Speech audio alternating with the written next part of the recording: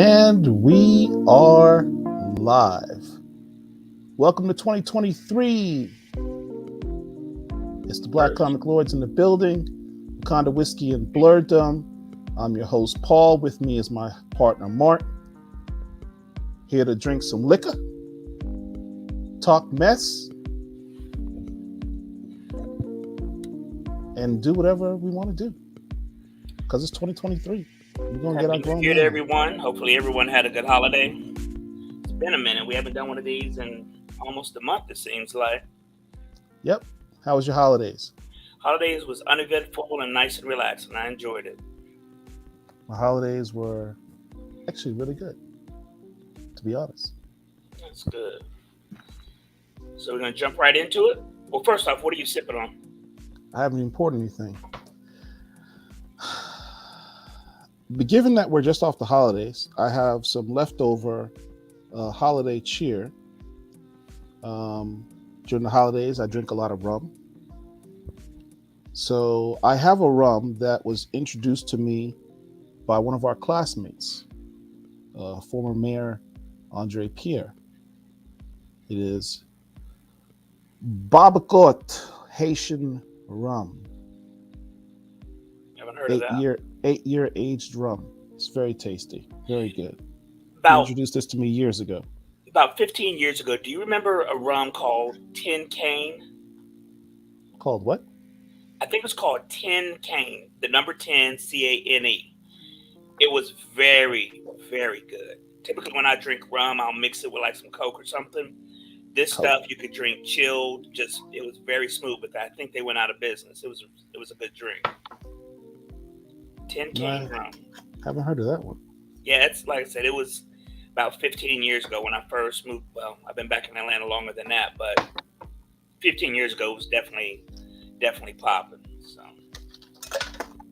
excuse me while I mix myself my little drinky drink. What you sipping on? As always, I'm drinking the Wolf Moon with a little lemonade in it. If you've never I'm very had, disappointed that Christmas went by. You did not send me a bottle of that, because knowing that I can't get a copy of that here. I'm sure you can find it down there somewhere. It's not. I've looked. But I'm drinking it with some lemonade. If you've never had bourbon and lemonade mixed, that is a very good drink. Very, very good drink. So you want to hop right into it? Well, this is Wakanda Whiskey and Blerddom, so we should start with some Wakanda. Okay. Well, let's see here. Wakanda number 3 dropped since the last time we had our show. And this issue in the front focuses on Killmonger when he was with Claw. And it was it's an okay story or whatever. But as Paul had said to me privately, the things about the Wakanda books that are really, really entertaining and interesting are the history of the Black Panthers. In the Black Panther mythos, we rarely learn about prior Black Panthers other than other than T'Challa, his father T'Chaka, and Azuri the Wise. We hear things here and there about other Black Panthers, but because of this book, what's up, Fiction Ink Flow?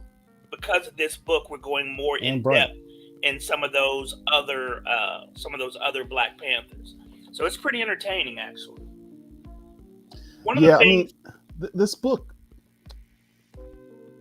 It's for those who are not familiar. This book has 2 stories: a story A, story B. I almost want to tell you just skip story A. It's irrelevant. It doesn't move the needle anywhere. Not overly interesting for me, anyway. This book is about story B, the backup story, because it's going through the history of the Black Panthers. And moreover, and most importantly, it's expanding the mythos and the world of Wakanda by going through that history.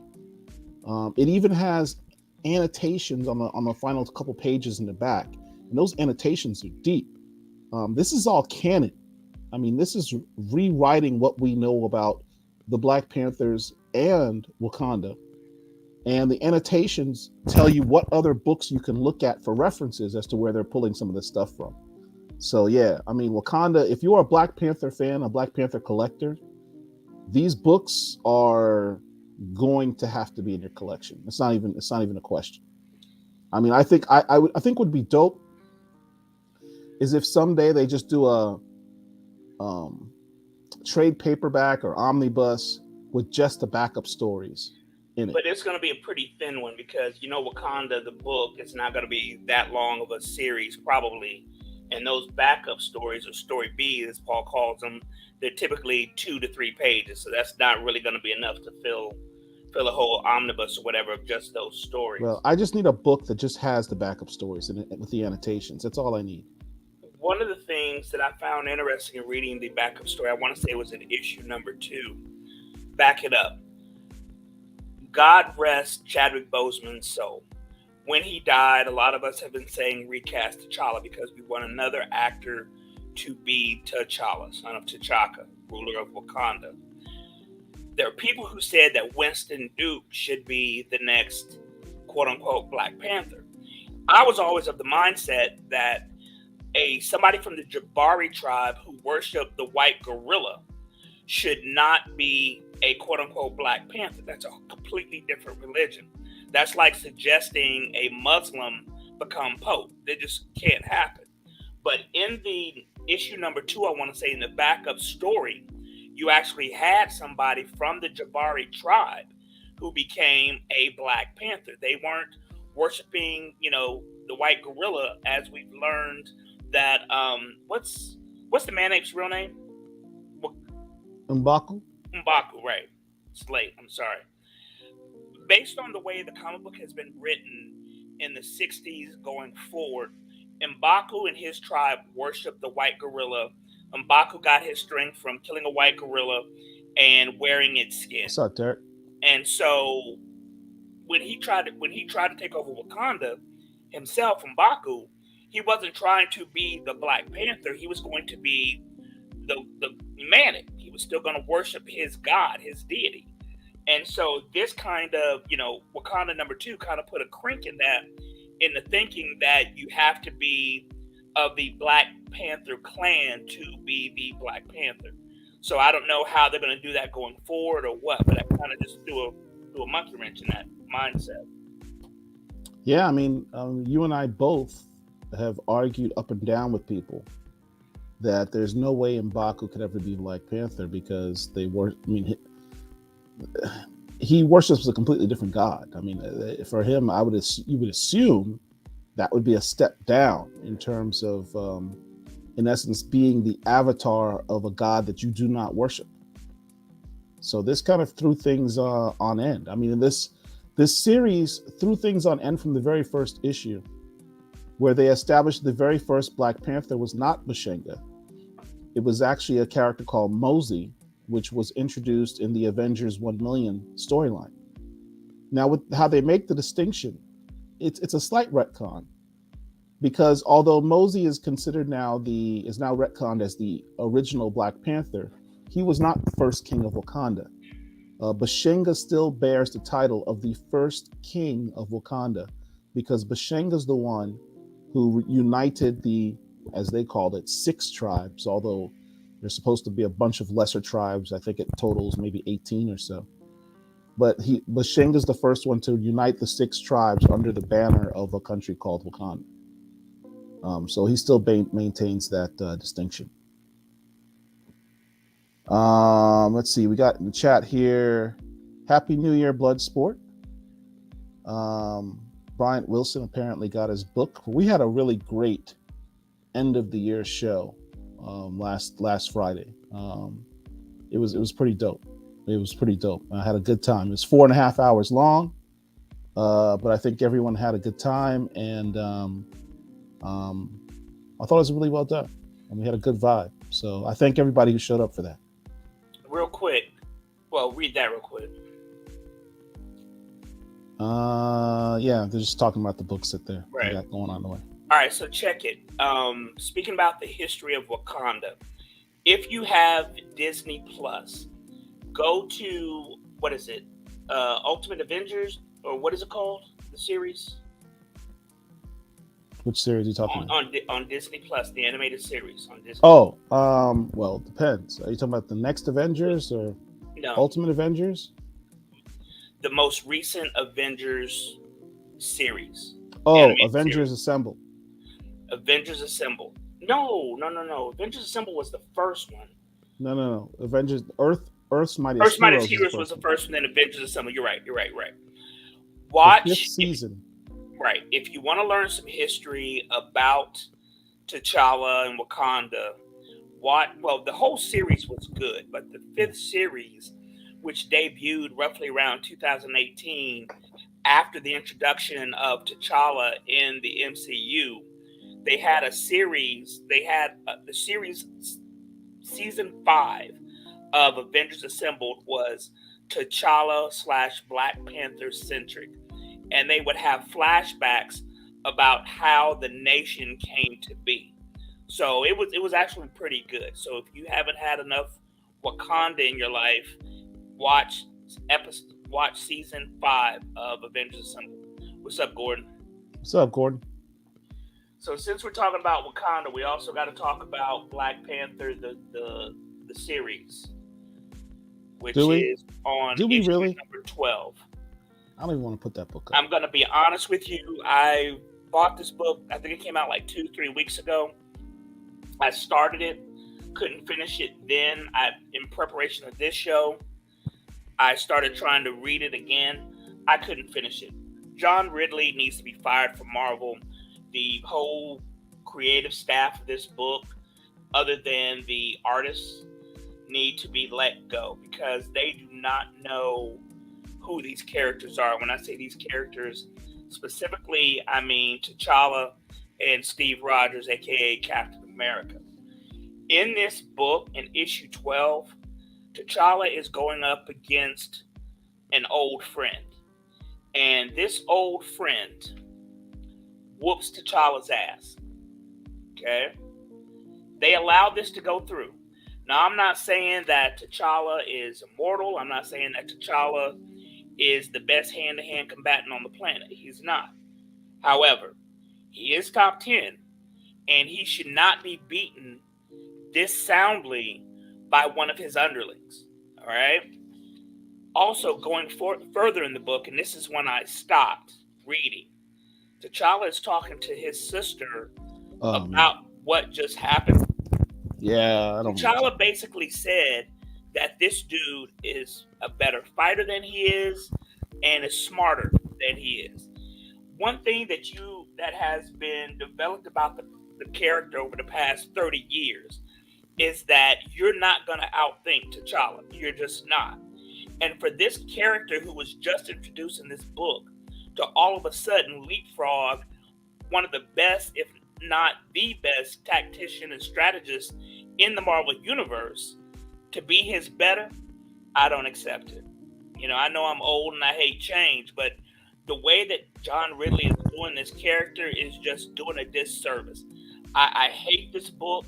I hate John Ridley's depiction of the character, and I will never finish this book. It's garbage. It is complete and total garbage. And I hate that the great Alex Ross's art, which is the cover art, is associated with this because this story is trash.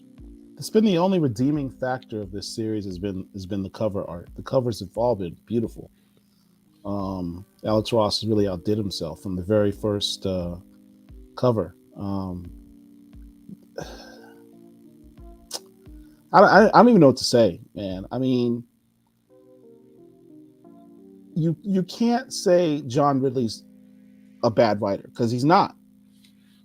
He's writing other books right now that are very good. He's writing GCPD for DC, which is the excellent book. I begrudgingly started reading it because Tamiko Patton said it was good, and it is. I was already reading I Am Batman, which is ending soon, unfortunately. It's a very good book. He's written other things in the past. American Way. He's written DC's other history of the DC universe, which I was a big fan of that series. He is a good writer. I'm not going to say he's not. Just He's just a his character's horrible writer not. on this book. Yeah, I yeah. mean, it's and I hesitate to even say that he's a horrible writer on this book.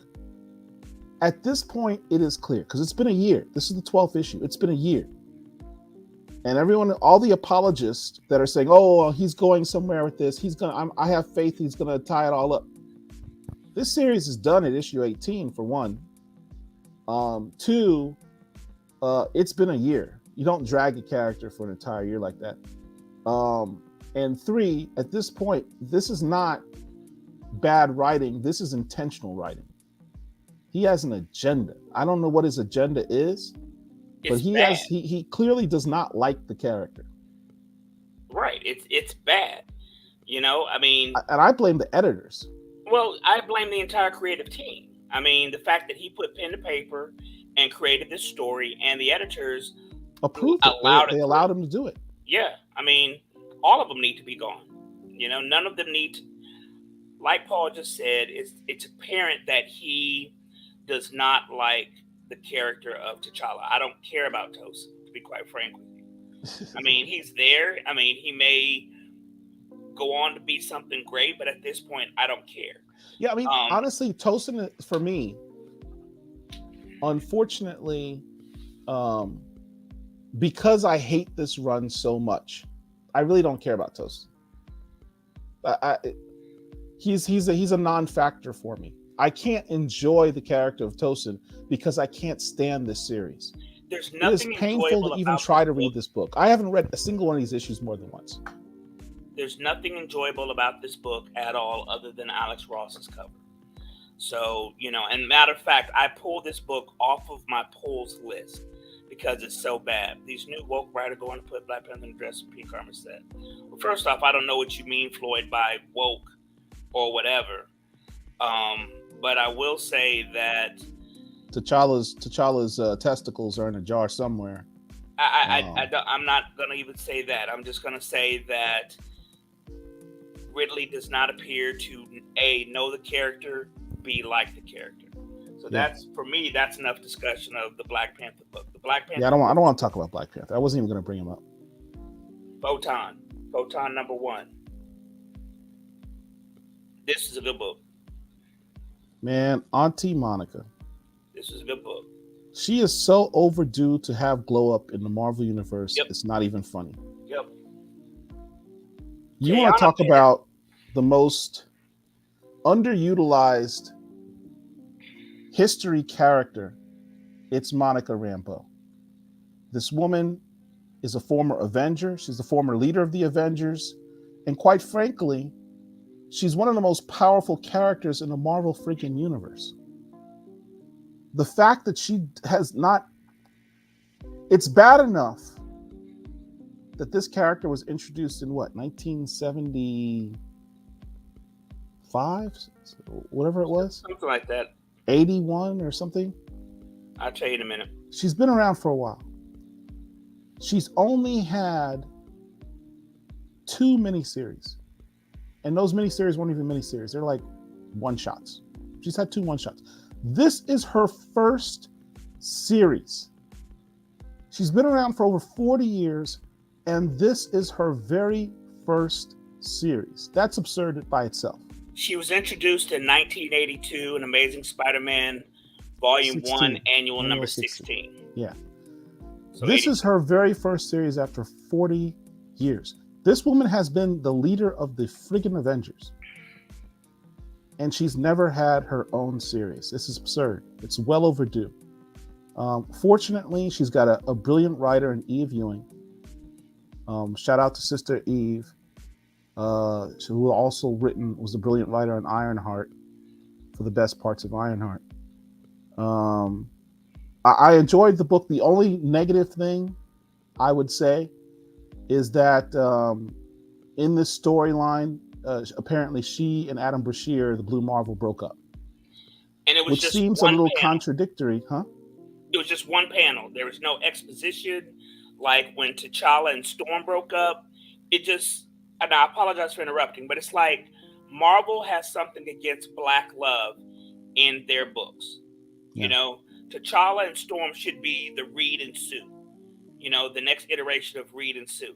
But they were unceremoniously broke up in Avengers versus X Men. Then, Monica and Adam have been together about what, 5 or 6 years at this Yeah. point? For a while now. Yeah. And then just in one panel, oh yeah, we're not together anymore. Like, what does Marvel have against Black Love? But anyway, go And ahead. what makes it worse is both Monica and Blue Marvel had individual books before this Photon book came out. Blue Marvel was the head of a group called the Defenders Beyond. He was the lead character in that book. And in that book, it was clearly established that he and Monica were not only together, they were very, very much in love. So much so that in Monica had her own book. Well, I should say her own book. She was on a team book. I consider her the leader of the team, but it's complicated. Thunderbolts. And it was established that she was still together with Blue Marvel. So much so that they had a scene where she's wearing Blue Marvel's jacket, his vest, as a sign of basically claiming her man. His Letterman jacket. Yeah. So, and this was just a month ago because Thunderbolts literally ended just this week. And Defenders Beyond ended just last month. So within a month of those books ending, Photon comes out and they're broken up. So I have faith that Eve Ewing will hopefully bring them back together by the end of the series, because that would be a terrible blow for Black comic readers everywhere, for the literal only Black super love representation that we have, other than Miles Morales and Starling, in Marvel Comics to no longer be around. I know who those people are. Is she on par with the Blue Marvel? I would say no. Their power set is different. But together, they would be the most powerful, let's see, Black superhero couple. I was going to give him that adjective of Black superhero couple. They might very well be the very most powerful they would be the couple. most powerful Black couple, yes. Because No. I'm saying beyond Black. I think they may be the very most powerful superhero couple in Black Marvel Comics. Who's more powerful than the two of them combined? I would have to think about that. Yeah, but you have to think about it. But to answer Floyd's question, is she on par with the Blue Marvel? I would say no. Is Falcon still with Misty Knight? That I don't know. Last we saw them, they're still together. I don't like that pairing, to be quite honest, because Sam, actually, I take that back. I take that back. Falcon is presently back to being Captain America, which nobody cares about, in a series called Captain America Sentinel of Liberty, and it was established that they still have feelings for each other, but they're not officially together. And I don't like that pairing because it's like Falcon's getting Danny Rand's sloppy seconds. I didn't like that. Personally. People can have. I understand that. That they were with before. That. I did not like that. Create somebody else or get somebody else that hasn't been paired with another character. You know what I'm saying? So yeah, I wasn't a fan of that. So, but yeah, Rico's in the building. Shout out to brother Rico. Goat and Monet saying pretty powerful. Yeah, but they're no longer together, man. They haven't been together since the 90s or the early 2000s. I was about to say, how long is Sync? Because I'm just now discovering Sync over the past 2 years or so. Oh, bro, let me tell you, Sync has got his glow up. There are two writers at Marvel that are really killing it for Black mutants. One is Jerry Duggan, who's writing on X-Men. The other is my boy, Al Ewing, who's writing on X-Men Red. Those two writers have given massive glow-ups to both Sync and Storm. Storm is at her best right now. I mean, I don't think we've ever seen a better version of Storm than what we have in X-Men Red right now. From her tactical abilities, her power set, her cunning, her ability to lead and to inspire. She is the best version of Storm I've ever seen is in X-Men Red right now, A and I've been lot of reading these Storm since the challenges that '80s. she's faced, I honestly feel that she should have lost. And when I say challenges, I mean against other, not the Krakoans, but who are the other group, the other folks? The Arakans. The Iraqans, right? She's been challenged for her seat on the High Council or whatever by some of these folks who are extremely powerful. And I think that, in all fairness, she probably should have lost those So battles. But Sync was who was in X-Men.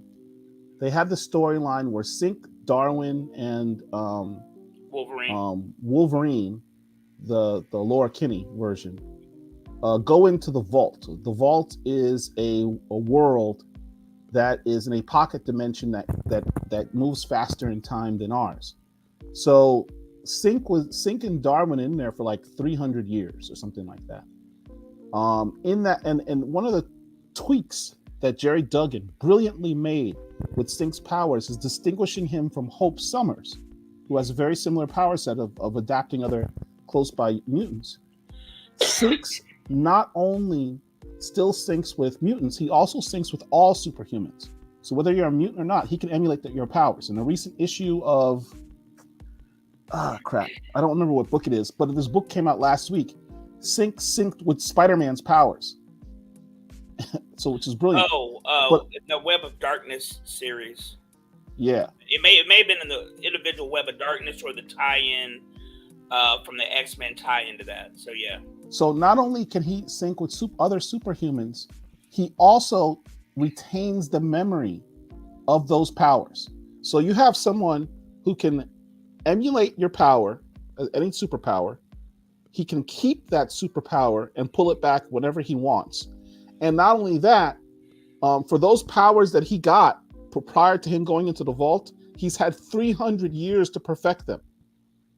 So all the X-Men he's had contact with, and he's emulated their powers, he's had 300 years to master those powers better than the original X-Men, including Wolverine.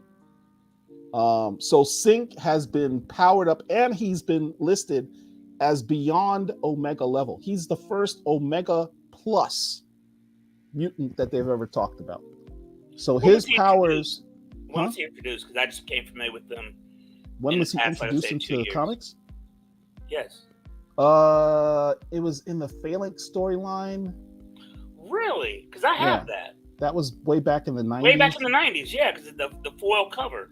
Yeah, it was one of the foil covers. I forget the individual issue. I did not realize that. So was he like put off to the sideline for a while? No, he was killed. He was killed. And with this new X-Men storyline, he was resurrected. Got you. And the thing about the resurrecting of the new mutants, the mutants who died, they tend to be more powerful than they were when they were before they died. So Sync is like got a massive power up right now. Jerry Duggan's really doing that character justice. He seems like a cool character. All right, next book. Sync with the female Wolverine. Marvel writers are doing Sync justice. Yes, they are. They are. I'm enjoying. I'm reading X-Men. Bryant clarifies what it is. It's Dark Web X-Men #2. Right. I'm reading X-Men Red, which I'm enjoying. X-Men Green only had one book, which I enjoyed. Immortal X-Men, which I'm enjoying. What's up, Chad? There's another one that I'm checking out too. Just the regular X-Men. So there are about 4, maybe 5 current X titles that I'm reading that I'm really, really enjoying. Floyd says it was somewhere in the 500s. He thinks it was somewhere in 1992. And that sounds about right. That sounds about right. Wolverine is directly stolen from Chris Horus, source book of the beginning. He's a black hero stolen from Africa and changed to European. I don't know. I mean, I'm not saying any of what you're saying is not true, but to say stolen, I don't necessarily know these writers are that deep, dude. I don't know if they've had that amount of research to. I mean, by that logic, Thor was stolen from Norse mythology. Hercules was stolen from Greek mythology. So, I mean, that's nothing new. You know, these are old myths and legends that have been brought into modern times. So I don't think that that's a big issue, for myself at least. Next book, Eve. Eve, Children of the Moon, issue number 3. You begrudgingly made me read this book. I'm sorry? And I'm glad for it. What? I said you begrudgingly made me read this book. Right. And it's good, just like the first iteration of it was up until the last issue. The last issue of the first volume was a severe letdown, but this one is pretty good. Basically, long and the short of it is there is some type of an extinction level event on planet Earth. The adults left the Earth and had a space station and colonized the moon, but they left clone children down on the Earth to basically fix it. I take issue with that. I just think that's the premise is a bad one, realistically speaking. However, the book and storytelling is good up until the last issue of the first volume. But in this volume, the story is still pretty good. So hopefully they won't let me down on the final issue, whenever that may be. Yeah, the final issue in the first run was a tremendous letdown. It was clearly rushed. Like, Victor LaValle is a great writer. Shout out to Victor LaValle, who's also writing Sabretooth right now, which is a great book if you're an X-Men fan. Brian but said clearly that last book was rushed. Huh? Brian said he loves Eve. Yeah. It's Here. Chad Kinsler said that they have a comic book show here in Atlanta on the 15th. That's probably the Atlanta Comic Convention that I used to go to. They tend, yeah, because we're in January, right? So they typically have it twice a year, in the now time, January, February, and then sometime in the summer. I haven't been in a couple of years because I literally have 2.5 long boxes of unread comics. I'm not going to another comic book convention until I whittle that down to about one box. And so that's going to be quite some time. But yeah, the Atlanta Comic Convention is really good. You can find some good deals. That's where I purchased my Fantastic Four number, what was it, 56 or 52 when T'Challa was introduced. I'm not even answering that question. You should know that off the top of your head, dude. Well, I don't. That's embarrassing. But whatever Fantastic Four was the first introduction of T'Challa, that's where I got my copy of that from. Paul doesn't want to talk about this book, and I'm not going to say anything other than you should pick it up. Green Lantern, Emerald Knight. No, it wasn't that I didn't want to talk about it per se. I just haven't read it yet. Right. You said don't talk about it. But yeah, I said don't talk about it because right. I haven't read it yet. I don't want any spoilers. About it to say that the book needs to be picked up. It's a good read. It's a one-shot by the great Jeffrey Thorne. It's my understanding that he's going to be on this space at some point. Yeah, he's going to be. So it's a very good book. If you haven't read it, you should go pick it up and check it out. Hey, what's up, Autumn Sugar? Happy New Year to you as well. Not the last two. Well, I'll say these two for last. A book that Paul hasn't read that I checked out because of the artwork is called A Vicious Circle. The artwork in this, Lee Bermejo, is damn good. Yeah, he's the guy who's been doing covers on the Batman he's been doing cover Bs on the Batman series. Okay. Comic books are a visual medium, obviously. One of the reasons why I didn't initially get House of M when it first came out, because I didn't like the cover art. I'm like, oh, that looks stupid. But somebody told me that it was good, so I picked it up around probably issue number 3. The cover art was different than the interior art, and the story was just absolutely phenomenal. House of M was just a phenomenal story. I say that to say, my eye, when I was at the local comic book store on Wednesday, my eye was drawn to this book because of the artwork. That's the only reason why I bought it. My comic book guy had no information about this book. So I picked it up because it has a black dude on the cover of it. That was the main and only reason why I bought it. Read it. Very, very good story. Basically, you've got a protagonist who's tied to an antagonist, and they jump through time. Why? I don't know, but it's a very good story. So I would highly encourage those of you who are comic book collectors and readers to pick up A Vicious Circle. I don't know if it's going to be a limited series ongoing or what, but it's from Boom Comics. Very, very, very good book. Brian says, Paul and Mark, what is your best get in 2022? And what book are you guys hunting in 2023? That's a question better asked for Paul, because I just get whatever comes out. I don't look at things in advance the way that he does. He knows what's going to be coming out 3, 4 months in advance. I just show up and see what's there. So he'd be a better And person to completely answer that ignore me question. when I tell him go buy this book Right. until after it's out, and then he's like, "Oh, I need to go get that." Best get of 2022 for me.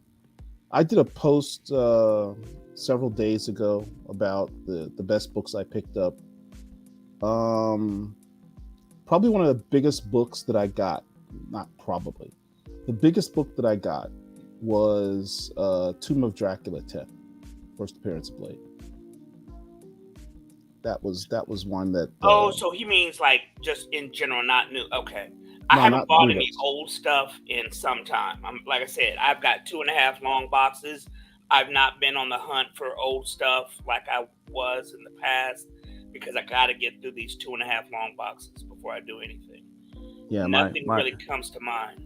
I got stacks upon stacks upon stacks of comics that have not been organized. It's Or it's red, I'm it's sure. They no, a just, lot of them have been read. Just well, a lot of them have not been read. Yes. yep. You want them, you buy them, you say, okay, now I have it, and you stick it, and then go off to life. What do I want to get in 2023? I really less so for new books coming out, but more back issues. What I really want, I want to complete my Black Grail collection. Um, there's probably about 3 books out there that I really need to get that I don't have. One of them's a copy of Black Man #1. Don't have that. I don't have Friday Foster #1.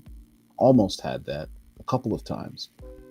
Lost in bidding. I lost the last bid for that by $2.50, which made me really upset. Um, I mean, there's certain ones everybody wants, of course, that just may not be economically feasible. Like everybody wants an Eben #1. Like I can't, you know, Do you have a giant size drop X Men thousands number of one? dollars. Do you Huh? have a giant size X Men #1? Oh no, no, no. That's on my giant size X Men #1 and Hulk. I'm sorry, yeah, Hulk 181 are two of my big wants on my wish list. But Floyd's asked, what book do you recommend to buy right now? What I recommend you buy right now? Uh, A Vicious Circle. no. That's not what he means. I think he means older books. I think I recommend. Well, actually I don't know. I take If that back. Floyd, I if don't you know if mean that's current stuff that's out, A Vicious Circle, the X titles that I mentioned a moment ago, X Men Red, Immortal X Men, X Men Green, which has only had one issue. Sabretooth is good. Sabretooth, I don't read that. Stay away from Black Panther. I'm telling you now, stay away from it. It's Absolutely cool. pick up Wakanda. That book's going to be important someday. Wakanda's cool. Um, Berserk is getting kind of. I mean, I'm reading Berserk, but it's kind of like not really going anywhere as far as I'm concerned. I stopped reading Berserk a while ago. Yeah. Oh, I'm liking the Avengers books, the Savage Avengers. I'm enjoying that. There's a storyline of the Avengers where they are hopping through time, getting other iterations or variants of characters to fight Mephisto, and this Legion of Doom led by, and I know this is a different company, I get it, but basically this cadre of bad guys led by Doom. You've got a Phoenix Force person, you've got a kid Thanos, you've got Killmonger who has he has a symbiote. I'm enjoying that storyline as well. Um, Last year, Savage Avengers was good with Conan. I really enjoyed that. I really enjoyed that. In terms of recommendations on new books, I have several. I'm pulling them out of stuff I have right here. Let's see. That. One of them is a book we're going to be talking about tonight. That's a Rogue one. And this one, actually. All right, so here's books I recommend. Not that one. this is a bit beaten off the beaten path. I'm a massive Star Wars fan. More so a Star Trek fan, but I still love Star Wars as well. The best comic book to get in Star Wars, hands down, so from its very first issue till today, Star Wars Darth Vader. This book has consistently always been fire. Always been fire. Highly recommend that. One of the books, I'm not going to touch upon it too much because we're going to talk about it later. Philadelphia. This particular issue we're going to talk about, but this has been a consistently beyond excellent book. This is one of the best books on the shelf. It doesn't get talked enough about. I can't wait for this to be an HBO series or whatever form it comes out. X-Men Red by Al Ewing. Consistently literally the best X book on the shelves. It's not even a question. It's not even close. This is the best X-Men book, mutant book on the shelves. A character I did not learn to appreciate until later on. Moon Girl and Devil Dinosaur. I understand it's just a little girl, it's a dinosaur, it seems wonky, but it works. If you actually read it, it works. And I also love that for my 11-year-old girl. Another book I'm really excited about, Miles Morales Spider-Man. This book has been, for me, kind of boring for the last couple of years, but Cody Ziegler's taken it over. Shout out to Cody Ziegler. This is the first issue he wrote, and it was great. And it got me very excited about reading Miles Morales again. So that's a book I'm excited about. Let's see. This series, unfortunately, is ending in two more issues. But I Am Batman by John Ridley. I know I've been bemoaning his Black Panther run, which is absolutely horrid, but this book has been excellent. I would also recommend specifically you pick up this particular issue, which is issue 16. I don't know what cover this is. I think this might even be cover A. I don't know. But this particular cover is cool because you have the Fox family. Let me see, try to get the glare on there. This is Lucius Fox and his family. It's having dinner. It's Norman Rockwellian. Most of this family are superheroes. This is a Black superhero family. I just think that's a dope concept. Seeing them all at a dinner table like that, so I just thought it was cool. Hold on. Let's see. Don't forget to get your Hypno Hustler books. Shout out to Shyless Gambino. Hold on a second. Floyd asked what books. Dark Knights of Steel, which is a limited series by Tom Taylor. That book is phenomenal. It's an alt-world story it's a DC alt-world story set in like Elizabethan times or something, where you're fighting with swords and stuff. Very, very good book. Very good book. Also, A Calculated Man, 4-issue limited series by Paul Tobin, just ended this past week. Very good book. If you're following me on Twitter and you see the name that I have up as what name do I have up? Jack Beans. That's the character from A Calculated Man. Highly recommend A Calculated Man. 4 issues. I don't know what comic book company it's from, but those are two that I highly recommend. Dark Knights of Steel and A Calculated Man. Let's see. Let's go back to the chat. Chad Kinsler says, like the new issue of X-Men Red Storm battling Vulcan. That was a fire issue. I have it, but I haven't read it yet. Oh my God, it was a fire issue. Storm just getting her flex on. Sunspot being much more of a tactician. Abigail Brand being revealed to be the mastermind that she is. Cable leveling up. Manifold finding just that book was fire. The latest issue was just fire. You got to get that. I can't say enough about it. I love that book. Let's see. What do you guys think about Isom? I don't have a copy. I don't know what that is. If you want to send it to me to read, I'll be happy to review it. Have you guys read Godslap? No, Nope. I haven't heard of that one. Please stay away from the current one of Black Panther. Yes, by all that's holy. Spoken. This book is horrible. It's not a good question. Take your pick, Paul. Prices have gone down on a lot of keys. Yeah, I mean, if you're talking about back issues, grails, keys, honestly, people, the economy sucks.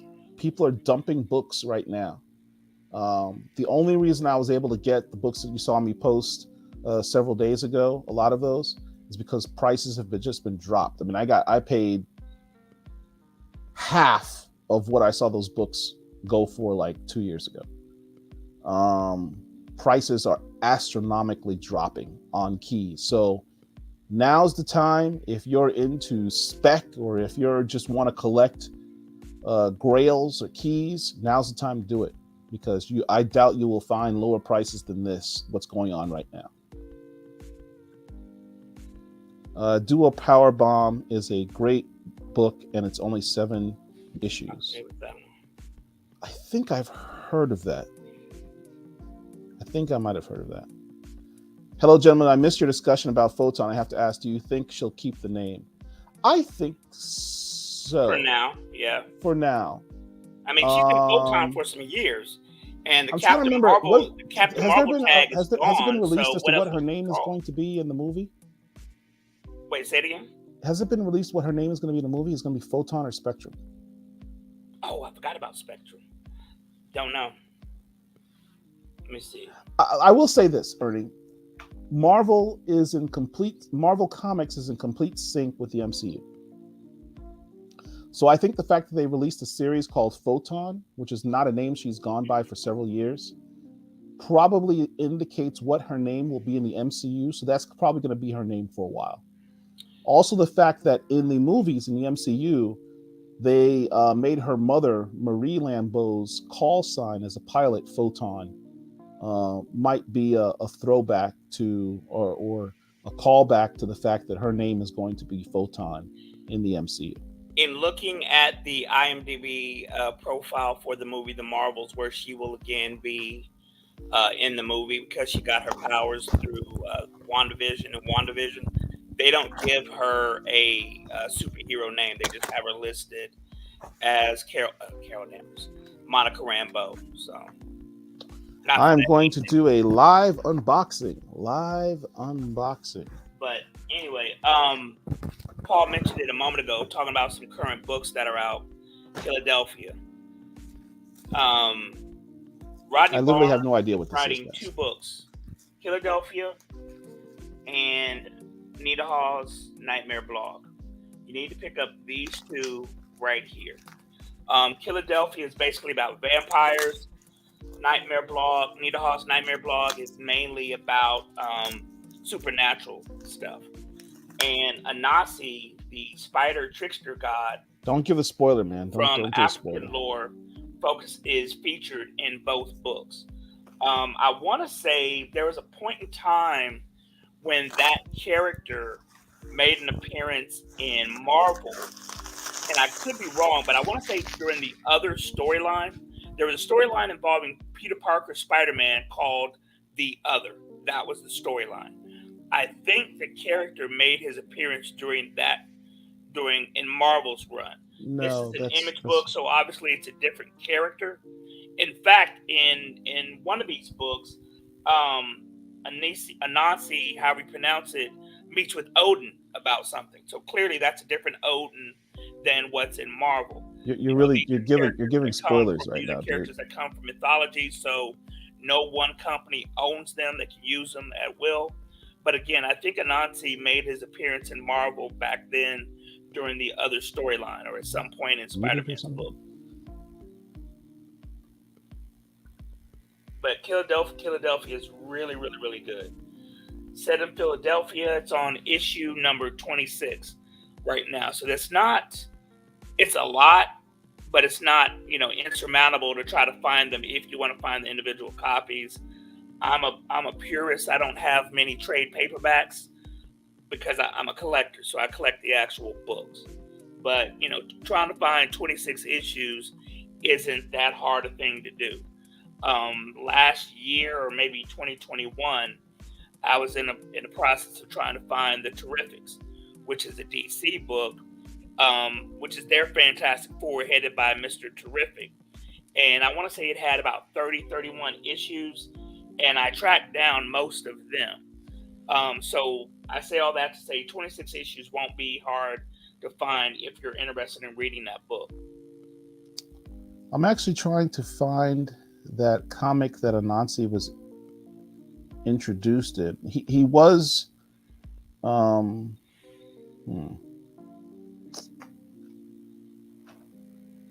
know I have it.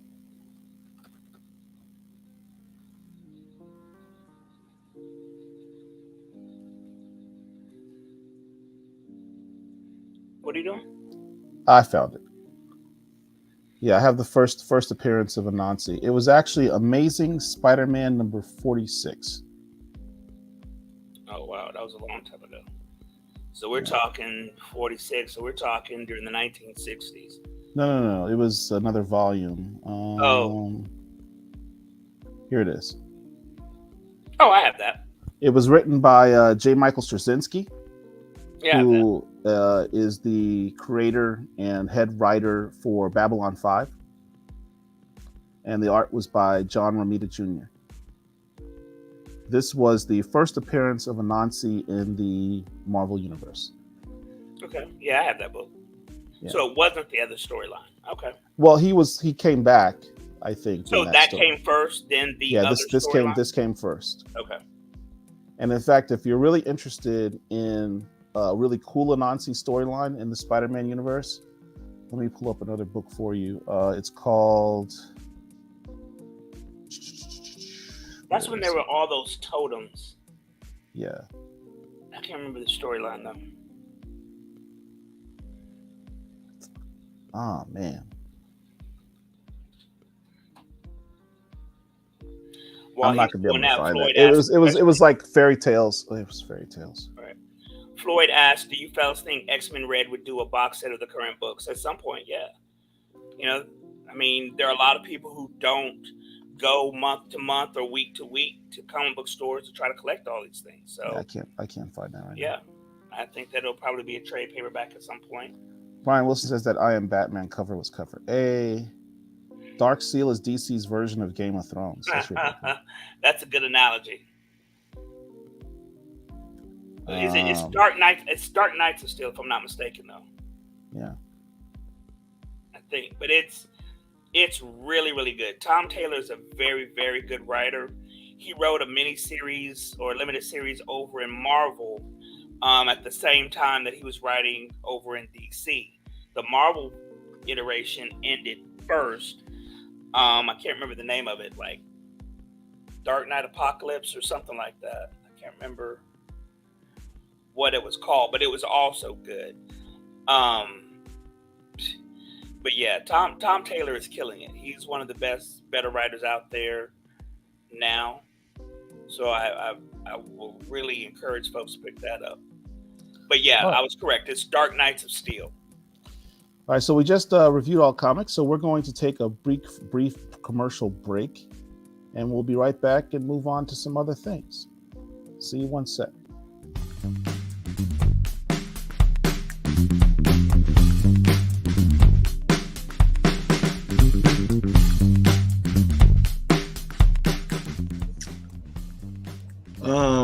It's important to support Black creators. I would suggest everyone, if you're going to the movies, make sure you purchase a ticket that says Black Adam on it. And don't just talk about it, be about it. Instead of complaining about, well, we don't see people that look like us in these superhero roles in these films. This is the most melanated superhero team in a big budget film ever made. With the exception of Black Panther.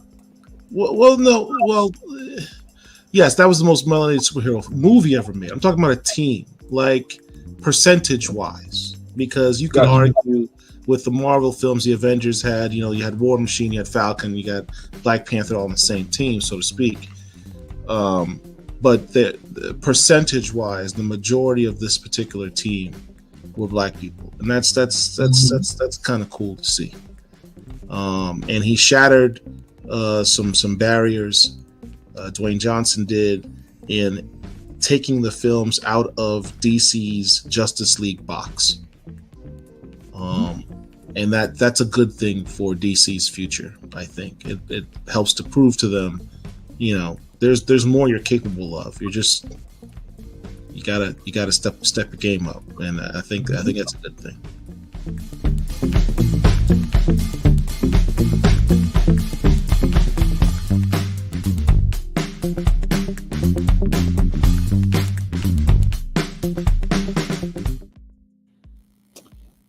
Yeah, I mean, we're back, everybody. I was disappointed that Black Adam didn't do better. They were ill served in releasing that film in competition for all intents and purposes with Black Panther. They really should have You know, probably tried to it release came out it. a month before Black Panther, so it had time to find its legs, though. I think 2 months would have been better. If they had released it 2 months prior to Black Panther, I think it would have done better. From what I understand, it's doubtful they'll ever do another one, which is a shame. I mean, the DC universe as we know it is gone. What's crazy is Ezra Miller is a literal menace to society, Mm-hmm. yet he still keeps his job. Dude has been accused of multiple crimes, like literal crimes, be they felonies or misdemeanors. He's been accused of actual doing things to people illegally. But Warner Brothers is still gonna put out his movie. There's been no talk about him being fired. There have been no repercussions that I can think of with him losing his job. Then you got poor Henry Cavill, who is outside of Christopher Reeves, the best live action Superman ever, and he's going to be thrown to the scrap heap. He's going to be thrown to the wolves, even though he made, spoiler alert, his appearance at the end of Black Adam, and I got really, really excited for that. But, that's a damn shame. It's a damn shame. I'm not going to go see The Flash for a variety of reasons, but y'all can have it. But Black Adam was a fun movie. I don't understand why people hated it.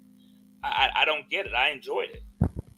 I mean, has there been a lot of people that hated it? I didn't hate it. Yes. Ernie says it's laughable about Ezra Miller. I mean, cancel culture only works for some certain people, apparently. At certain points in time, yeah. Meanwhile, I try to introduce my daughter to the Cosby Show, and I can't find it anywhere. Really? No. I'm sure it's on the Fire Stick somewhere. Oh, it's on the Fire Stick. You got to buy it. No streaming service has the Cosby Show. That's not what I'm talking about. But you understand what I'm saying is no streaming service is offering the Cosby Show because of cancel culture. I know those Cosby kids are mad because those checks stopped. I mean, it's absurd. I mean, that was literally the top-rated television show on NBC for years. Bill Cosby made so much money he almost bought NBC. That's how popular that show was. I remember when I was at Morehouse, I went to Morehouse undergrad, and he had a son who was actually murdered around 93, 94, right before I got to Morehouse Ennis.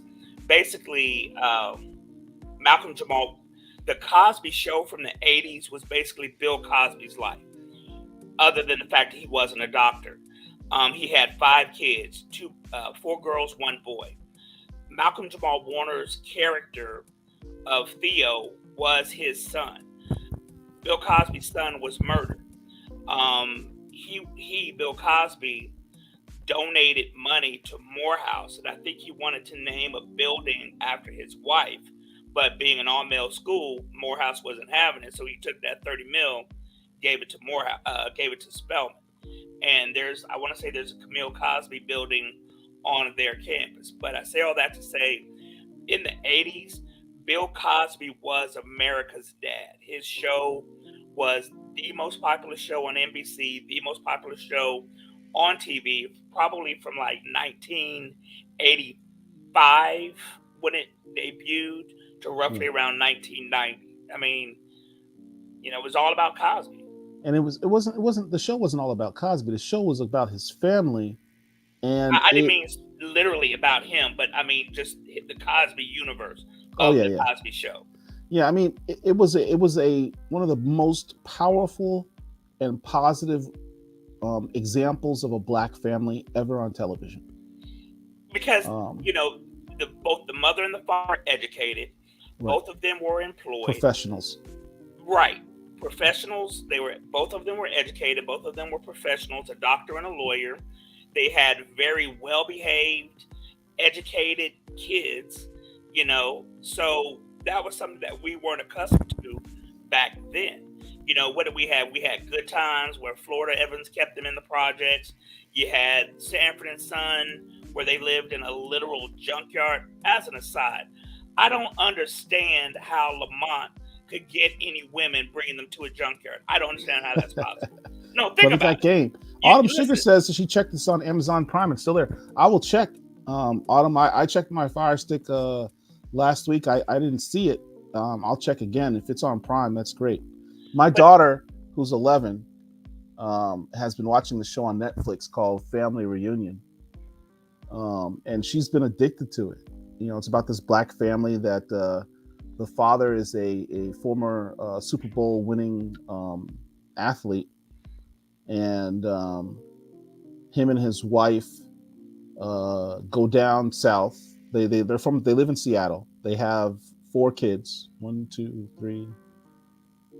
three kids. Three kids. One, two, three, four. Sorry, four kids. They have four kids, and they move. They leave from Seattle to go to visit their family in Georgia, Columbus, Georgia. That's where their family's from, or the father's family's from, and they're having this family reunion. And they like it so much because they're around all of their family, and they realize, our kids are being very privileged, and they're living in Seattle. They're not really around other black folk and really not having any black culture. Let's move down to Columbus, Georgia. So they move in with his parents, and who are just these southern. The father, the grandfather, is a minister, a pastor, and the mother, who is sort of the matriarch of the family, Madeir. She is very much a church lady, and just the culture clash between the two sets of the family, and having them grow together. My daughter's into it for some reason, and I was like, well, that's kind of cool. The show really has that vibe of the Cosby Show, because they also try to sprinkle in some life lessons and black culture in there as well. And it really reminded me of the Cosby Show. And I went to go try to have her watch that, but I couldn't find it. So Autumn, if it's on Amazon Prime, I'll be happy to show that. Thanks for the looking for me. well, since we're talking about the Cosby Show and its positive depiction of black folks, um, you need to watch Blackish.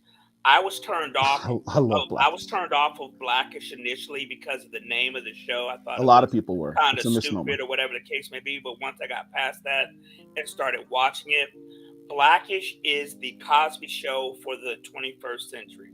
Facts. Grownish is a different world for the 21st century. Now, I Facts. haven't seen a second of Grownish, but it's on its like fourth or fifth season, where the daughter, whatever her name is, has now graduated, but the son, who had gone to Howard, missed his girlfriend, moved back home with his parents, but she went off to college and it's kind of left him in the dust, because I want to say she's in medical school in Philadelphia. He's now taking over the Grownish franchise because he's like a year or two behind in his college studies. So now I think he's taking over. I haven't seen it. Apparently, it's good.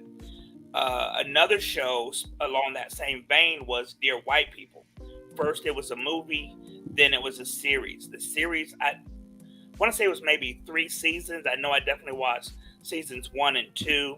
Yeah. Didn't watch seasons 3, or after that, but that was a good one as well.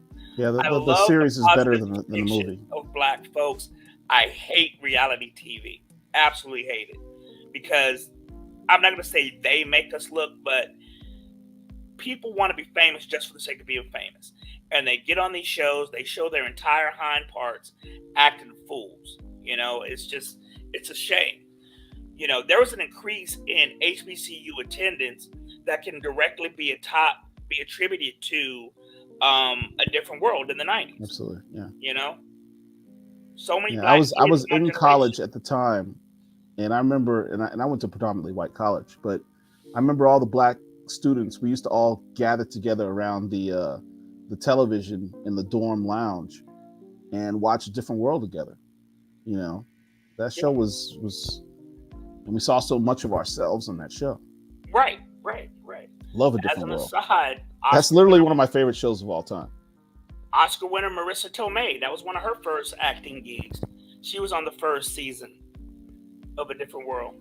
Yeah, Different World is one of my favorite shows of all time. Oh, but what I was saying is, going back to Sanford's son, Lamont lived at home with his father in a junkyard. How he could ever get women is beyond me. I don't understand that. That's all I want to say about that. There was something significant about the black sitcoms of the 90s. It really was a renaissance in television, because you had A Different World, you had Living Single, you had Malcolm and Eddie. So the 90s. So when the CW, Fox, and UPN Family were all Matters, created, they built their network on the backs of black folks, literally. Yeah. Homeboys in Outer Space. No, we're not mentioning that. We're not mentioning Malcolm that. and Eddie. Living Single, as Paul just said. Martin. You had the Jamie Foxx show. Had the Jamie Foxx show. The Fresh Prince was on Yes. NBC, but that still existed. That's 6. In the House, 7. My Wife and Kids. Yep. 8. All of Us. What was the one with the stepsisters or whatever? Sister. The Tia and Tamara Mowry. No, not them. The other. But I'm saying that's another show. Oh yeah, 10. Yeah. Sister. Their little brother had a show. Smart Guy. Smart Guy. That's 11. So yeah, during the Half and Half. the Steve Harvey show. Out All Night. Yep, with Dwayne Martin. Half and Half. That's it. The Winans. Yes. There were a plethora. 227. 227. I just introduced my daughter to 227. She's like, I don't get it. That's going back. New York Undercover. Oh, New York Undercover was the power of the 90s. Everybody watched New York Undercover. And we were watching that in law school just so we could see New York. Malik Yoba never licked his lips. He never had any lip therapy. He never had any Vaseline. I don't know if he had alopecia or halitosis or whatever the hell was going on with his mouth. But, he was a sex symbol back then. Yes, I forgot about that. Oh, God. Do you guys remember a pilot show called A Little Bit? Not at all. No. Don't remember that. The Jeffersons? Yeah. So between the 70s and the 90s, there were a plethora of black-led shows. Good shows. A lot of them, as I said, during the 90s were on these relatively new networks. Then after those networks got popular, our shows were kicked to the side. And what's funny is Kim Fields was just on the Breakfast Club the other day, and she mentioned that, how her show, Living Single, which predated, that's going back to the 70s, which predated Friends, was the same show, Right. But after the network, it was Fox, I think. After that network, after Fox got big, their show was gone. They kicked the shows. They got all the ratings by putting these shows out. Yep. And these shows were tremendously popular. Yep. And I think I saw that same interview you were talking about, and Kim Fields talked about how much money they were getting paid versus how much the cast from Friends was getting paid, which is literally the same show. And there was a huge disparity. Oh, absolutely. Huge disparity in what they're getting paid. The last season of Friends, I want to say each friend probably got $1 million per episode.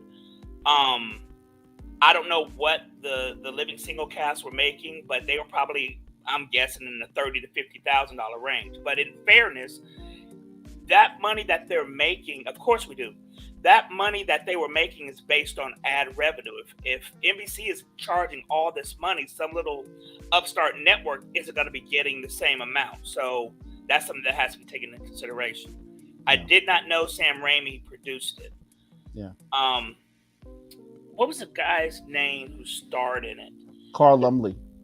Carl Lumbly, who now plays Isaiah Bradley. Yeah. He would have been a great Dr. Voodoo about 20 years ago. Yeah, he absolutely writing, but could have been a really good, a little bit strange about a black family that were supernatural beings. Was that on Netflix? Netflix has a show about that little boy who has powers. Dion. Raising Dion. Raising Dion. I saw one episode and I wasn't that impressed. Yeah. Carter Country. Oh, what was the show with Nell Carter? Give Me a Break. Give Me a Break was another one back in the day. Amen. Yeah. These are shows from the 70s and 80s that we're mentioning. So you young folks have no idea what we're talking about. Oh, What's Happening? We didn't mention that one. What's Happening? Man. Yeah. So what there's a new movie that's out, switching gears, called Megan, which just dropped today. I cannot wait to see that movie. What's it about? It is about a lady who has a niece. I don't know what sibling the little girl's parent was. So her sister or her brother. Her sibling and their spouse died. So she takes in her niece.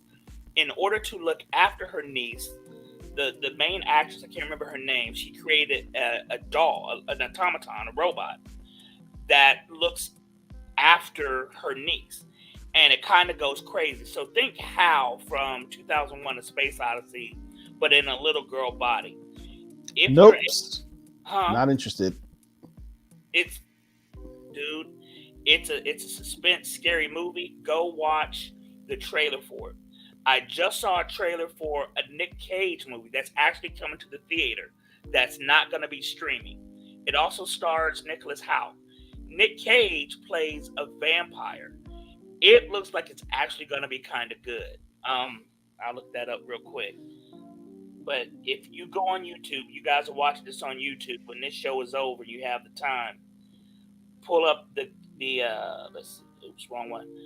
Pull up the trailers for the movie I'm about to tell you. Pull up the trailer for Megan for one, and it looks good. Nick Cage. Let's see, Nicholas Cage. There we go. And his new movie is called... Oh, they don't have it on here. Yeah, it is A Life Like Barbie. Talk about Megan. She's based Chucky. Yeah. What about like that? Right. I can't find the name of the new movie. Like I said, I just saw the trailer earlier today, and it looks like it's going to be really, really good. The fact that Nicolas Cage has an actual movie being released in the theater is impressive, because for a period of time, all his stuff was like direct to video, direct to streaming. Yeah, I wonder if he's finally paid off all that debt. Right. And I hope he makes a huge, huge comeback. There's a new movie with what's the guy's name? What You Are Talking? I just seen What You Are Talking. Oh, maybe he's talking about what you're talking about. Oh, okay, yeah. Michael Coulter, who played Luke Cage, he's got a new movie with Gerard Butler about basically. Yeah, I saw that trailer. Yeah, that looks like that's going to be pretty good too. Those are the only three movies that are coming out soon that I really want to see. Are there movies in 2023 that are coming out that you are in the theaters that you're interested in seeing? Those three that I just mentioned: Megan, the Airplane movie with Michael Coulter and Gerard Butler, and the Nicolas Cage movie. So you're not interested in Ant-Man, Quantumania, I'll or see it. Like, let's just be clear. The Ant-Man movies have been mid. There is no logical reason for Ant-Man, Scott Lang of all people, to have had a movie before T'Challa. Okay, it happened. It is what it is. But I've not watched either of the first two movies more than once. They exist. I have the ability to watch them on Disney Plus. I don't care about them. I will watch Ant-Man Quantumania because of how it's tied in to the entirety of the Marvel universe. But for that, I wouldn't care about it. You know, Paul and I the other day were talking about She-Hulk. Somebody on Twitter asked, should She-Hulk get another season? Personally, I don't think so. I thought the series was stupid. Personally, I thought it was stupid fun. I I can't tell you that I even cracked a smile. I may have cracked a smile on the 5 or 6 episodes that came out. I may have cracked a smile twice. So I wasn't impressed with that series at all. Oh, Jeremy Renner. Godspeed to him. I hope he makes a full, complete recovery. He was injured a couple of days ago, some not snowmobile or snowplow accident. Did you hear the story of what happened? No. So basically, he was being a good Samaritan. Somebody was stuck, and he was trying to help them out in the snow, and somehow the snowplow basically ran over his legs. Oof. Crushed his legs. Jeez. So he had severe injuries. Yeah. And it looks like, based on the video they showed of him in the hospital, it's like he suffered some head trauma too, because his face is all swollen. Right. So that guy very, very nearly died, and he may have some very permanent injuries. Right. His legs were crushed. Well, I hope he makes a full and speedy recovery. But if something happens to him, recast Hawkeye. They'll recast him in a heartbeat. Those characters are replaceable. Chadwick Boseman, God rest his soul, is not the only person on the face of the planet who could play that character of T'Challa. Switching gears, speaking of characters that have been recast. Hold on, before you do that, it's about time for us to have another commercial. Listen, everyone who's watching us, if you're enjoying the content, please, like the video. And more importantly, please subscribe to the channel. We are just 35 subscriptions away from reaching our goal of reaching 1,000 subscriptions. I just need you. You're watching the video right now. There's a button right below there, right there. Just press the subscribe button, and allows us to keep doing what we're doing. It really helps us out, and it costs you absolutely nothing. Please do us that solid. Help us out, fam.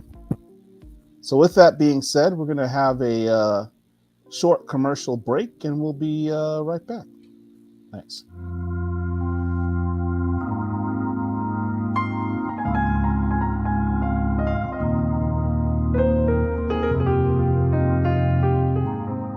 Have you ever wanted to read a story with a poetic musical twist? Batman Jazz is that joint. Written by Gerard Jones and illustrated by Mark Badger, the story is about a legendary jazz musician and his desire to play jazz when and where he wants to. There are lots of twists and turns in this story, but suffice to say that Bluebird, who the story is about, shares more than his love for jazz, but he makes a point to teach Batman a thing or two. It's a great story. It's gritty, it's poetic, it's reflective. It's aptly titled Batman Jazz. It's a 3-issue mini. I'm sure you will enjoy it. It'll be a welcome addition to your collection. And please, if you like this video, share the video, subscribe to the channel, and thank you for listening. Peace.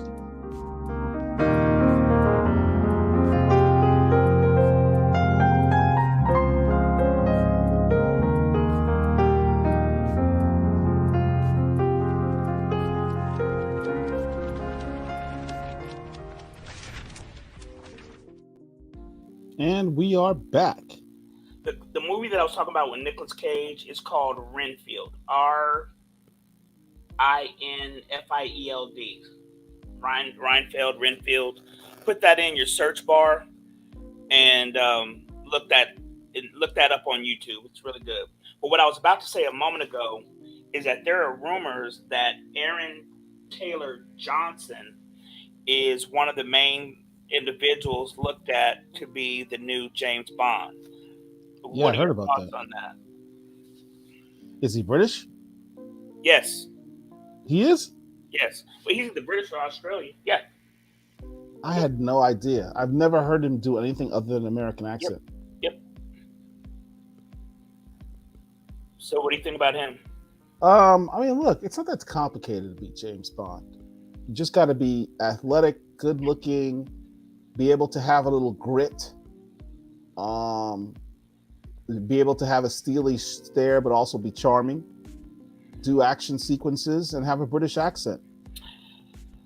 Speaking of that, you really need to watch Bullet Train. If you have not seen Bullet Train, if you're listening to me now, if you've not seen Bullet Train, starring Brad Pitt, it also has Aaron Taylor Johnson and Brian Tyree Hill in it, among many, many others.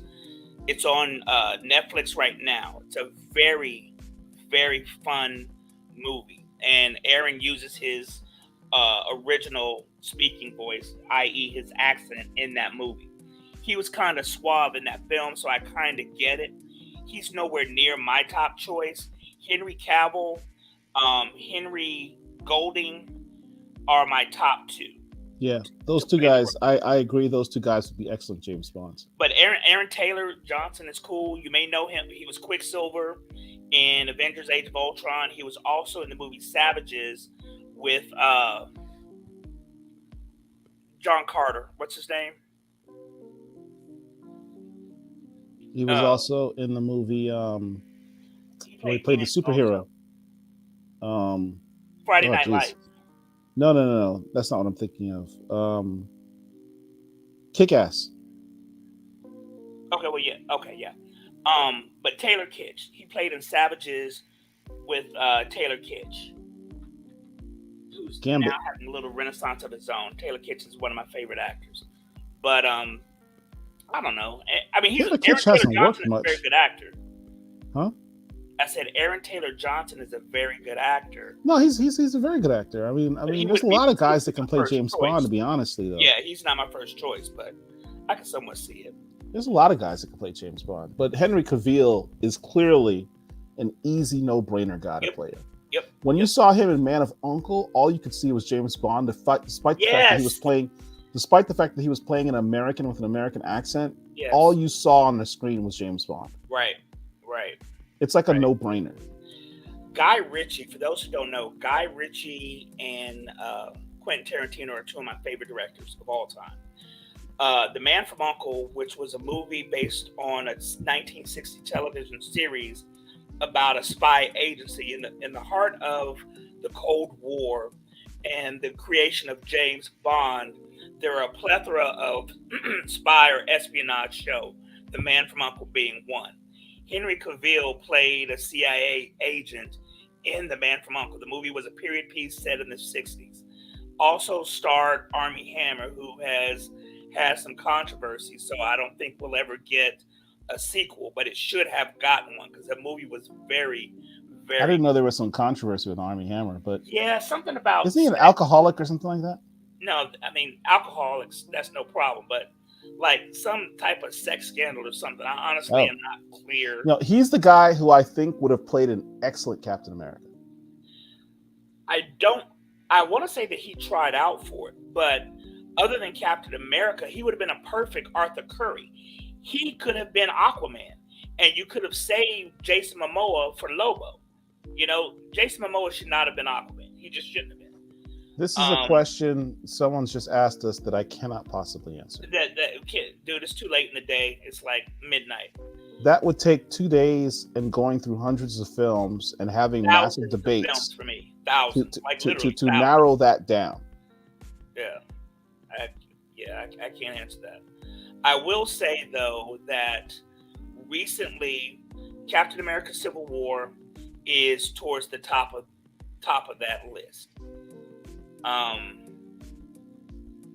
School Days is a favorite of mine, but it's kind of been moved down.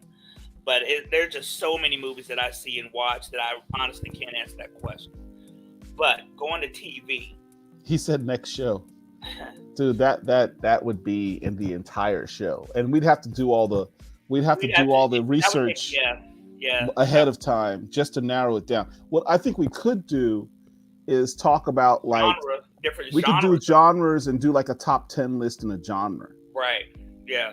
That's possible. Like espionage movies, war movies, black movies, et cetera, et cetera. That's something that could be done. Do it in the next or future show. That's possible. I don't know. But Bloodsport, are you subscribed to the channel? But that's our payment. Speaking of shows, Tulsa King.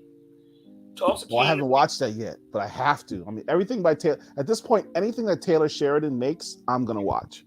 All right. For those who don't know, Taylor Sheridan is a 50-plus-something-year-old former model, former actor who, if you watch The Sons of Anarchy, he was the chief deputy on The Sons of Anarchy. He was the one who was killed by a hit and run. He moved away from acting. I just watched a brief interview, and after being in the business for like 20 plus years, he realized that his career had stagnated and he was never going to be the top guy. He was never going to be one or between 1 and 3 on a movie call sheet. He wasn't going to be a movie star or TV star. So he got into writing.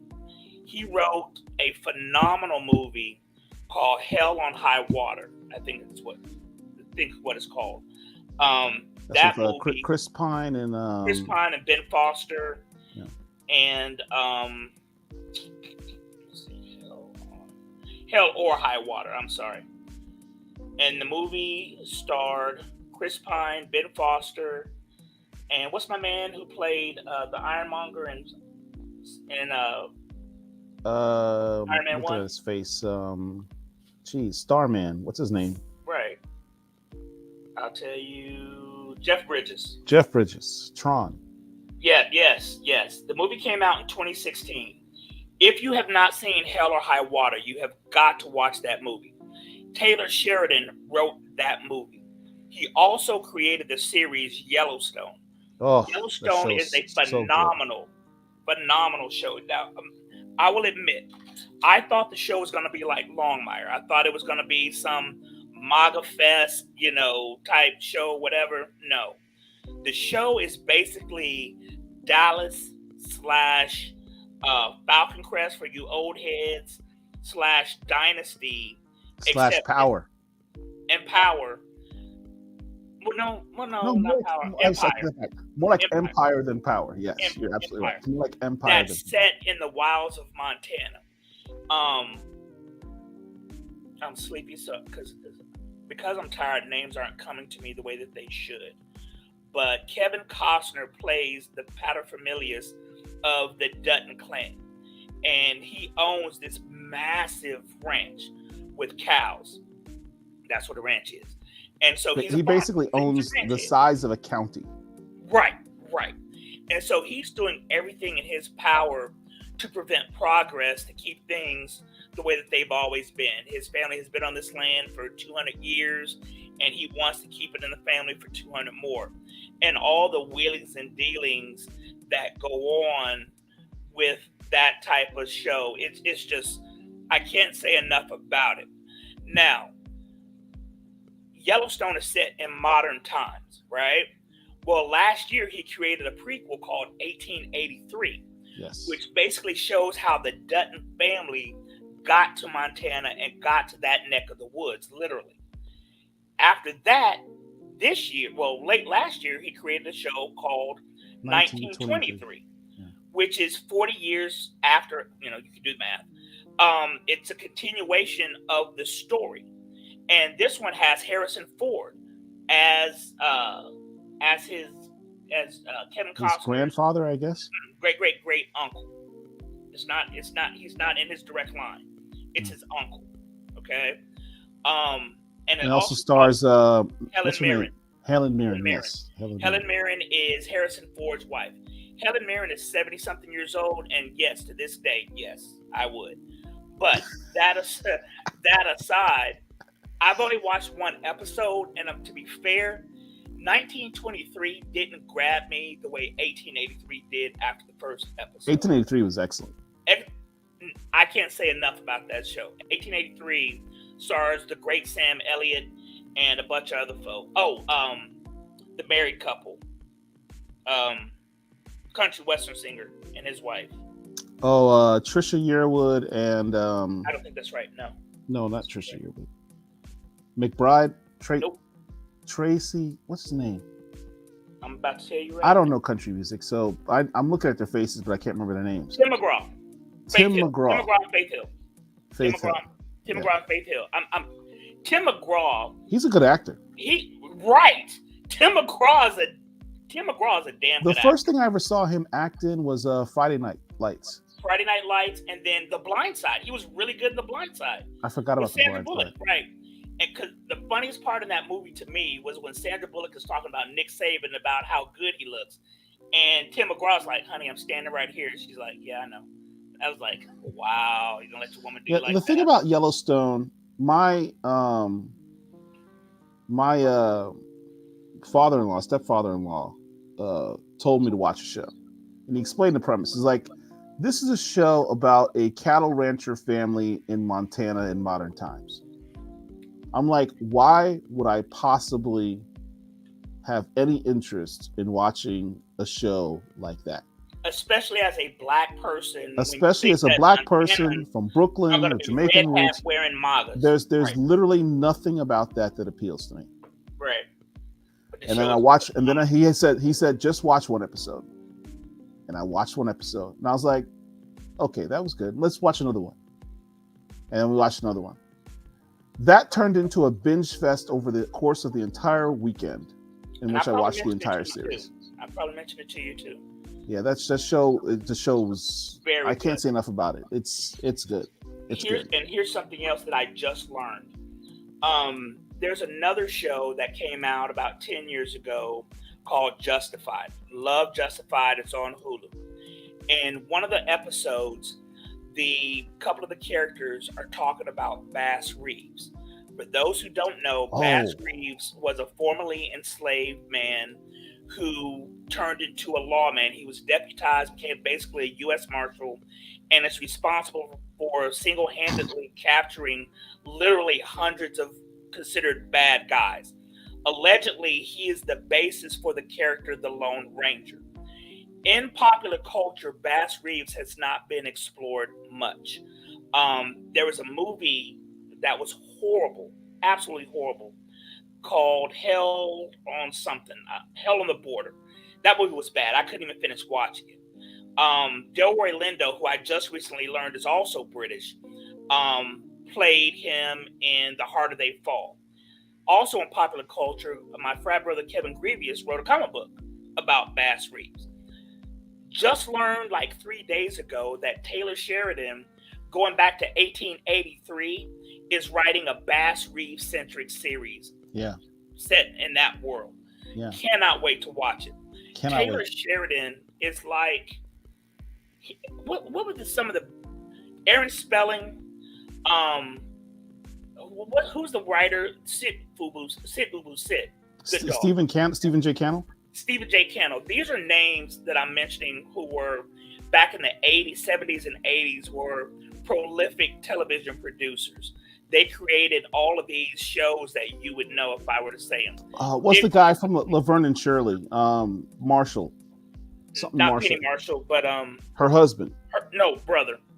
It's her brother? It's her brother. Gary Marshall? That's it. Gary Marshall. These are guys that are just mega writer, showrunner type guys. Right. That they create these shows, and they basically formed our life from popular culture. Taylor Sheridan is doing that now. Yeah. The other show that I just mentioned is Tulsa King. I am actually from Tulsa, Oklahoma. So when I saw Tulsa King coming out, I'm like, okay, well, they're probably going to have a couple of shots from outside and then film it in Hollywood. No, that show is filmed in Tulsa. Like almost every episode, I see places that I recognize from back home. And it stars Sylvester Stallone as a mob capo who just gets out of prison, but is kicked to Oklahoma because his mob family in New York doesn't want him around anymore. So the minute he sets foot in Oklahoma, he starts back with his mob stuff, trying to, get money to kick back up to his people. Very, very, very good show. It also has Michael Beach in it. Michael Beach played in Soul Food. He was the short coach in Stand By Me. He was Angela Bassett's husband in Waiting to Exhale. He was Black Manta's father in Aquaman. That's who Michael Beach is. You may not know his name, but you definitely know his face and his work. Yeah. Highly recommend Tulsa King. Yeah, I gotta watch that. I haven't watched 1923 or Tulsa King because I'm behind. I refuse to watch it because I'm not done with Yellowstone. I'm gonna finish Yellowstone first. I think I'm the last 2 episodes before I finish the season. Did you watch all of 1883? Yeah, of course. Okay. Of course. Godfather of Harlem. If you've not seen The Godfather of Harlem, oh my God, that's a great show. You gotta watch The Godfather of Harlem. I just heard that Michael Thatch, I think it's Michael, who plays Malcolm X, I heard he's exiting the show and somebody else is going to play Malcolm X. Gordon says... Really? Because that dude's done a great job. Huh? I said the actor playing Malcolm X on Godfather of Harlem is really good. Yeah, he deserves Emmy consideration. Listen, I didn't know Delroy Lindo was English until within the past 24 months. I had no idea. Because every role that he plays, he has an American-sounding accent. I knew he was Jamaican. I didn't know that he was raised in England. Yeah, I had no idea. Yeah, he was actually supposed to play Marcus Garvey for a long time. I can see that. But now I guess that script has gone to what's his face, M'Baku. Winston Duke. Winston Duke is supposed to play Marcus Garvey, which is one of my personal heroes. I mentioned Godfather of Harlem. I will also recommend Pennyworth, which is about it's an espionage show. That show slept on. Set in the 1960s that is somewhat campy, but it's about Alfred Pennyworth, Batman's butler, before he became the Wayne family butler. He's basically this cool ass spy, basically, who it's just really good. He's one of my selections for James Bond over Aaron Taylor Johnson. Rico says Lindo would be a perfect Jamal Afari. I agree. He would. He absolutely would be. For those who don't know, Jamal Afari was the man who raised and trained Blade, the Vampire Slayer. His role was kind of sort of merged and retconned with Whistler in the movies. War of the Worlds, also on Epic, is also a very good show. There have been 2 seasons of it, typically about 8 to 10 episodes each. That's another good one. Godfather of Harlem should have all kinds of Emmy recognition, but it did not. It really should. Just the good thing about Godfather of Harlem, there's so much history. I mean, you talk about Malcolm X, and you've got Bumpy Johnson. You've got Adam Clayton Powell, all in this series, man. And it's like that period of time, Harlem is just a very special place. Yeah. Some of the greatest minds, the talented 10th of that period, all in Harlem. Really special time. Speaking of the Godfather of Harlem and Adam Clayton Powell was a preacher and a U.S. congressman out of New York. He's played by the great Giancarlo Esposito. There is a new show on Netflix called Kaleidoscope that he's in that I've been hearing that is very, very good. I've not seen it yet, but Giancarlo Esposito is in that. My first introduction to him, which I didn't realize, was Taps, way back around 1982-83, with Tom Cruise and a bunch of actors you wouldn't know at this point. Who was in Taps? He was in Taps. Giancarlo Esposito? Giancarlo Esposito. I remember that. I remember Tom Cruise. I remember Kevin Bacon. I don't remember Kevin Bacon in that. Yeah. He was the one guy that survived. Was he? Yeah. Okay. But let's see. My most vivid impression of Giancarlo, though, was in the movie that I mentioned a moment ago, was School Days. He was Big Brother Almighty, and he was so cool in that movie. You folks may know him from the Breaking Bad franchise as, what's his character name? Mr. Gus Fring. Yeah. Gus Fring. And then you Giancarlo also Esposito. know him from Spike Lee's other movie, Do the Oh, Right Thing. right, We ain't gonna riot until we have some black people on that wall. right, yep. But he's also one of the better actors out there who doesn't get the credit that he deserves. He really doesn't. He really Jeffrey doesn't. Wright is another one. That brother has played literally Giancarlo Esposito has literally played everything. I didn't know, and this is going to sound stupid, but I didn't know that I think he's part Italian, if I'm not mistaken. But he was born like in Denmark or something crazy. Really? But yet, Taps came out in 1981. So he was definitely in that. He was in Trading Places in 83 with Eddie Murphy. He was one of the cellmates when Eddie Murphy was in there talking smack to those big dudes. And when wasn't. The in there in Trading Places. I remember that scene. Right. He was in that. He was in that cell. Yep. So Giancarlo been acting for a while, and he doesn't get nearly the credit that he deserves, I don't think. Who told you to buy a building on my block? That's right. Because he had the shoes on when old boy in the Celtics gear walked by him and stepped on his sneaks. Yeah, back when Brooklyn was still Brooklyn, and that's not what it is now. Yes. What else is good that's out? Look, do you ever watch any of the Power Universe shows? Yeah. I am just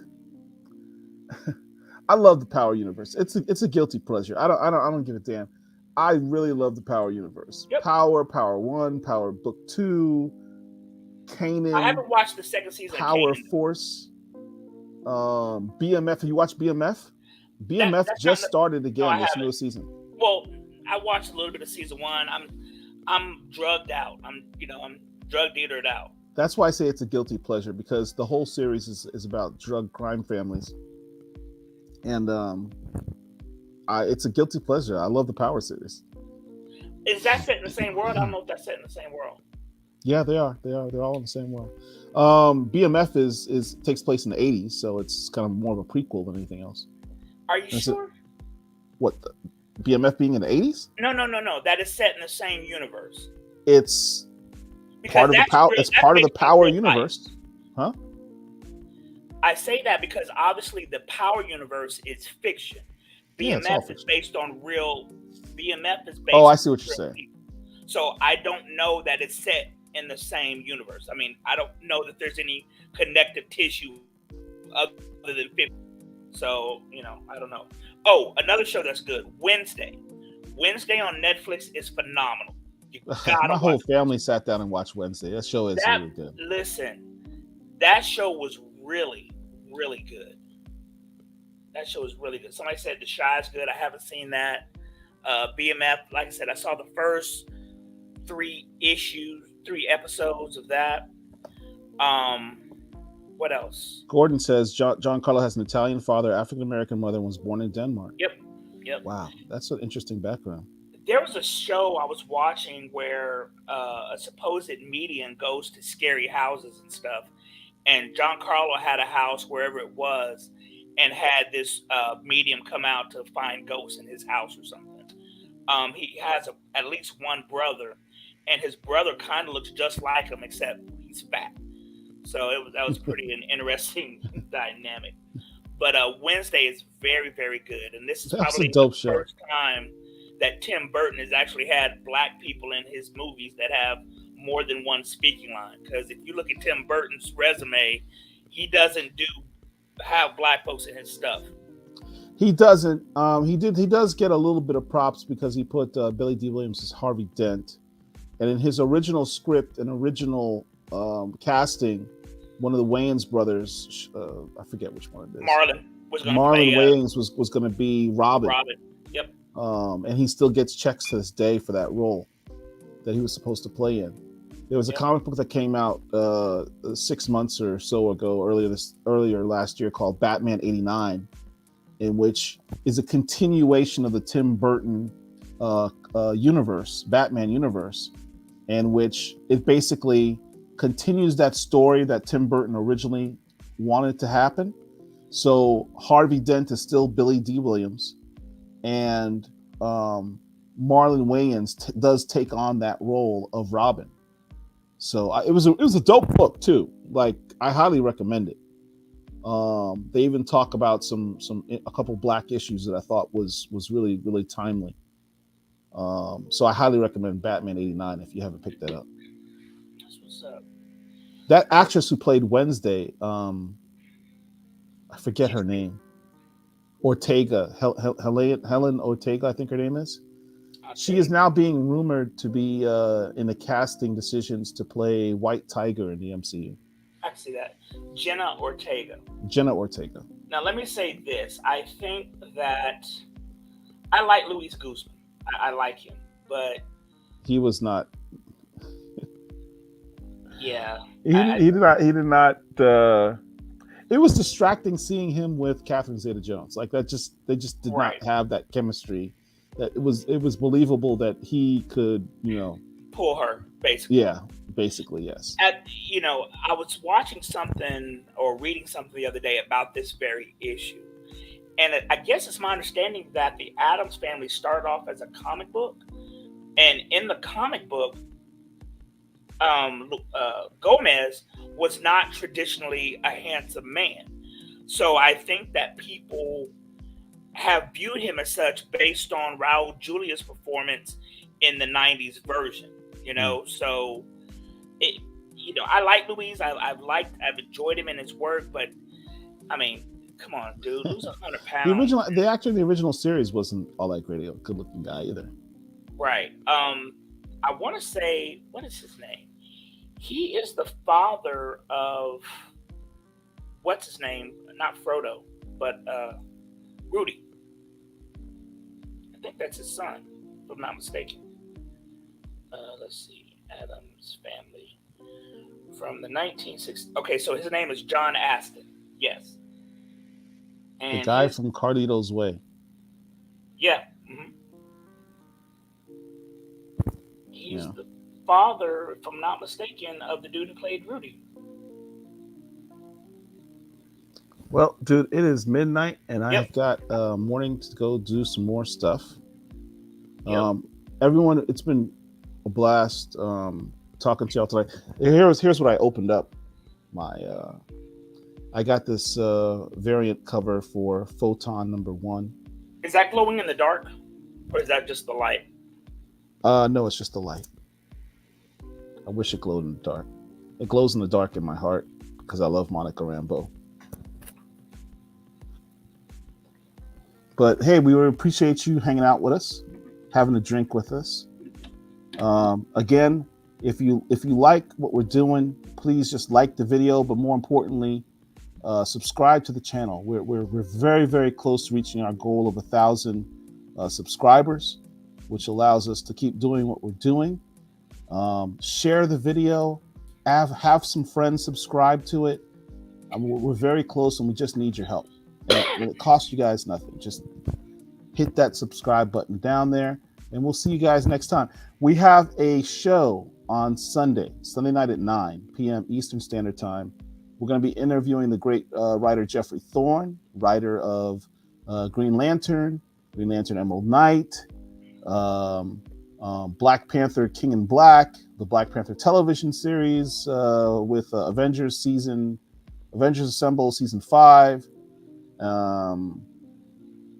Blood Syndicate, which he just finished recently a few months ago. We're going to be interviewing him Sunday night. And we've got, quite frankly, I don't want to let all the cats out the bag, but we've just keep your eye on what we're doing this month. We've got a lot of really, really dope interviews lined up. You guys will not want to miss. I promise you. I promise you. So right. With that being said, Mark, it's good talking to you, bro. As always. See you guys next time. Next time, which I don't even know when that's going to be, but God. Now I've got to do our outro. Did you watch all of Yellowstone, by the way? I'm like an episode behind, maybe 2. So so you're right. You're right where I'm at. You're right where I'm at. Peace out. He just left. He just saw. You guys see how he just unceremoniously just. Fool! I said bye. Out. I said bye. I said bye. I mean, I said bye. Bye. See, y'all see what I'm dealing with. Y'all see what I'm dealing with. It's.